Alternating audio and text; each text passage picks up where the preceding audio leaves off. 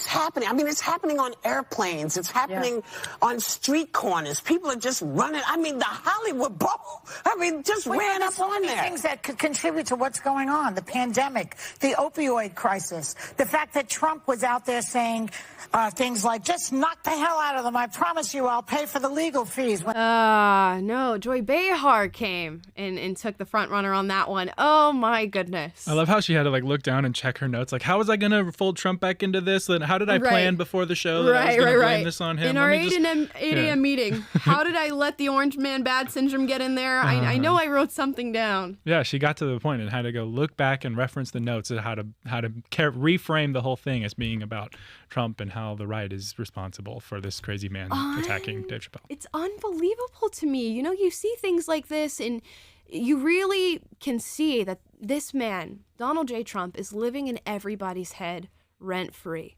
He should, I don't know. He should be paying for the space that he takes up in everybody's brains right now.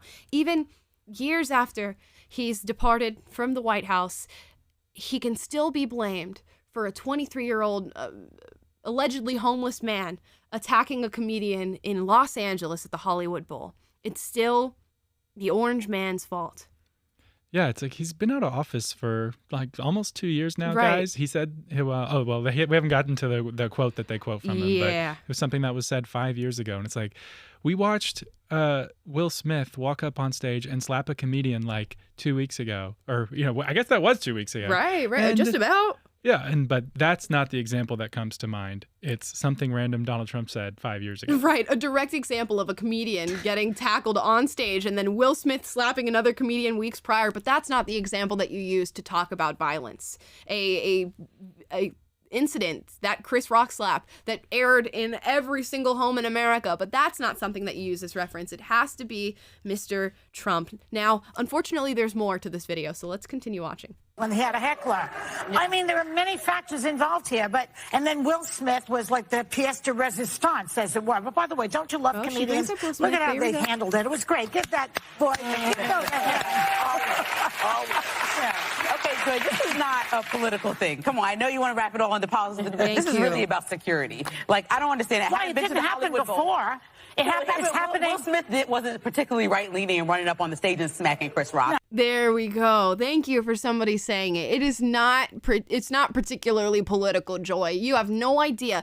It's the confidence for me, as they always say, that this woman can look at an incident which could possibly be just this 23-year-old deranged man or a clout chaser or somebody who hates Dave Chappelle for things that he said. It could be a number of reasons for going up and trying to attack somebody, and who even knows if it's going to be attempted murder or whatever we're going to call this, but there could be so many reasons, and you know none of them. But you so confidently in your show that has aired in hundreds of thousands of households say you know exactly why this is happening, and it's because of Donald J. Trump, and it's because of the Republicans, and we can make this into a partisan debate, an incident that happened on a comedian's show. It's so crazy to me, and it shows you how her brain works. Her brain works it's like I've heard a negative story. How can I attach this to the people I don't like? I see something bad happen. How can I attach this to people that I disagree with and make them look bad? And what is more concerning than the words from Joy Behar is the reaction from the audience of oh, yeah. You made such a good point there when you talked about the man who was president 2 years ago. Yeah, it's just the same thing as on the late night shows. It's just clapter. Let's get the people in here who want to just clap for insults against the people that we don't like. And then it doesn't matter what happens today. We're just going to springboard off of whatever is happening in the world and frame it in a way that it's the fault of the people that we don't like, and we'll insult them. And then we'll all be like, yay, isn't this great that it's all the people we don't like's fault? And it's not about the merits of any of the discussion at hand. It's just about crapping on our enemies. Right. And it's we could do the same thing in this situation, but we don't choose to. We could hop up here and go, well, the guy probably attacked him because he hated the jokes that he made in his comedy special, and he's all about cancel culture, and the ultimate form of cancel culture is going and attacking somebody and attempting to murder them. But no, we're not going to make that argument. Why? Because we do not know. We do not have the facts around the situation. And there is an epidemic in this country of people just saying things when they don't know. They don't know. And instead of just going, this is crazy. Here's the footage. Here's the clip. what stand-up guys for taking such a dangerous situation so lightly and being able to continue the show and make jokes about it. Good for them. But instead, no, we have to speculate, not even speculate, just make an outright assumption about what's going on here in order to promote a certain agenda. And anybody who does that in a position like that, you should not listen to. Because their confidence and their ego is most likely getting in the way of what is true and what is honest. And that's not what you want. You want somebody who's going to hop up there and go, hey guys, I just want to let you know that this happened. Here's the footage or whatever. We don't have the motive behind this. The guy's in the hospital now, or he's in custody and he's on bail or whatever. But we'll let you know when we do find out, and then we'll talk about it. That's how that should have been handled. But instead, we have to play back and forth and create this argument about politics because somebody decided to use their audacity and their gall to say something that isn't true. Yeah, it's like, why can't we just hold people accountable for their actions instead of having to loop in some other bigger narrative and attach to it? Like, this person, probably a crazy person, possibly homeless, possibly on drugs, who knows? Like his homeless point, we don't know. But a person tried to assault Dave Chappelle, and he should be held responsible for his actions, and we should hold him responsible. You don't have to attach all these other people you don't like and try to blame the system or blame Republicans or blame Donald Trump or blame the right for creating these conditions that led to you don't know. You're just like trying to manufacture this narrative to politicize something. And it's like, let's just deal in facts and talk about the situation at hand and hold individuals responsible for the mistakes that they make and for their missteps. But that's not what our culture wants to do.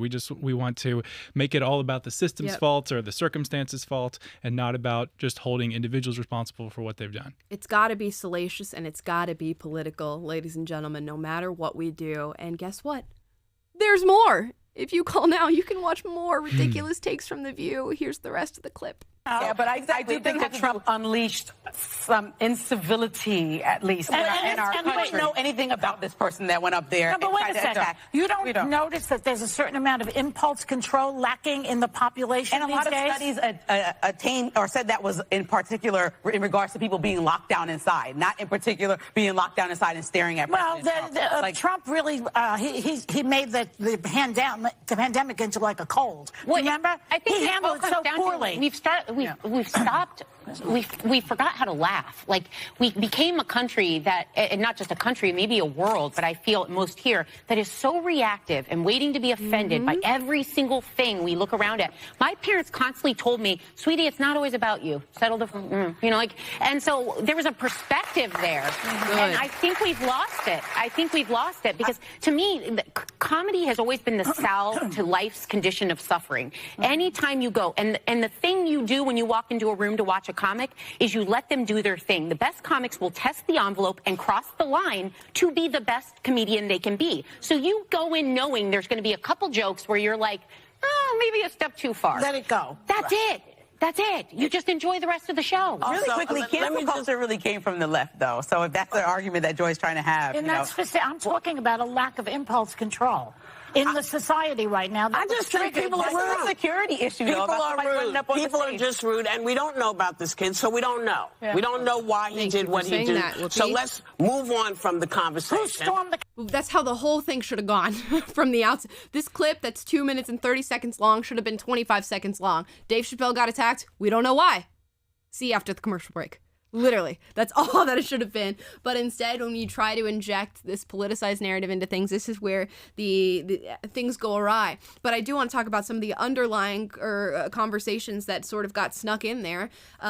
If you want to blame somebody for an increase in incivility, one of the points was made that maybe you filled people full of fear and they had to stay home for 2 years. Not all of us, some of us led our normal lives and we were like, we're not going to do that. I'm going to lead the life I was leading before. And if I get sick, so be it. It comes with life. But a lot of people held onto this fear and just stayed in and was just completely isolated themselves from the world. What do you think that does for aggression? What do you think that does for civility, especially when we've politicized every single thing that we talk about? And we now view people as just, you're on my side or you're not on my side, and you're vaccinated or you're unvaccinated, or comedy is free range and you can joke about whatever you want or you can't joke about anything at all. We are so just back and forth and you represent one side or you represent nothing and it's just unbelievable. So I can imagine how,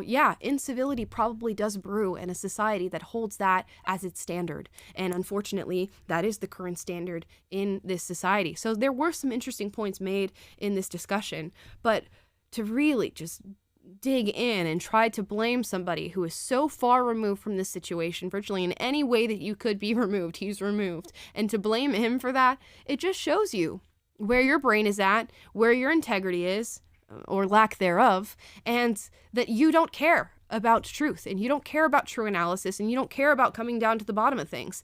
Even with a small case like this is going to blow over in 2 days. Nobody's going to talk about it ever again. But we should talk about the underlying things that are exposing themselves in these conversations.